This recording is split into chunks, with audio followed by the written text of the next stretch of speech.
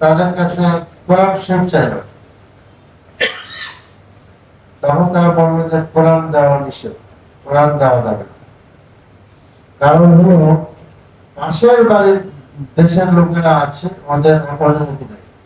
অর্থাৎ আমাদের আয়না ঘরটা এই যে তৈরি করা হয়েছিল, এটা ট্রেনিং হয়েছে ভারতে, কি করে মানুষ মারতে হয়, বইয়ের মধ্যে সব আছে, দেখবেন মানুষ কিভাবে মারতে হয়, মারার পর কিভাবে ডুবাইতে হয় মানুষকে।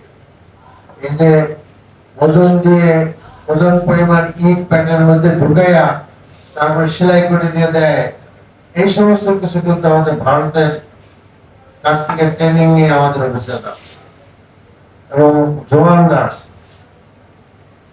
তো এক পর্যায়ে এরকম অবস্থা দাঁড়াইলো যে আরমানের ওয়াইফের বয়স তখন 25-26 হবে, হবে। তখন আরমানের মানে মা হলো আমার ছোট মা। একদিন আমাকে বললেন, দেখ আমার ওনার হাজবেন্ড মীর কাসেম সাহেব তো ফাঁসি দেওয়া হয়েছে, আরমানকে গুম করা হয়েছে, বড় ছেলে সালমানের নামে বহু মামলা দিচ্ছে, দেশ থেকে চলে গেছে।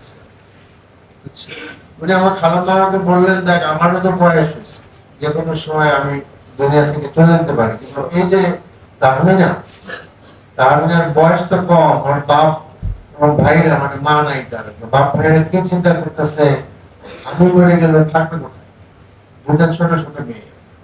লন্ডন গেছিলাম গত বছরের আমার ওয়াইফকে নিয়ে মে মাসে, তখন ওর এই মানে আরমানের খালু শ্বশুর, সে তাকে লন্ডনের লিস্ট পরিচিত তার ওয়াইফ এবং আরেকজন আমাকে আমাদের বাসায় আসছে এই কথা বলার জন্য যে আপনারা বসে আছেন কেন, মিনার একটা বিবাহ দিয়ে দেবেন। পারিবারিক ভাবে প্রচন্ড চাপ সৃষ্টি করে। সামটাইম আমরা সকলেই একমত হয়ে গেছি যে এইভাবে চলতে পারে না, বাচ্চা মেয়ে একটা জীবনে চলতে পারে। তো তখন সে বলছে যে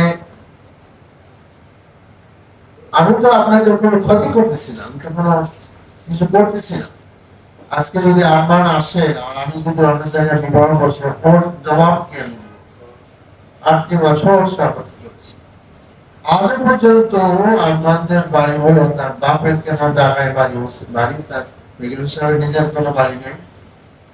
এটা হলো মিরপুরের শেরপাড়া পর্বত, ওই বাড়িতে যারা যায় না, এই অবস্থার পরেও যায় না, বলে যে না ওখানে তারা যাবে না, ট্রমাটাইজ হয়ে গেছে। বাসায় গেলে পুলিশে দাদুকে নিয়ে যাবে, আম্মুকে নিয়ে যাবে, আব্বুকেও নিয়ে যাবে।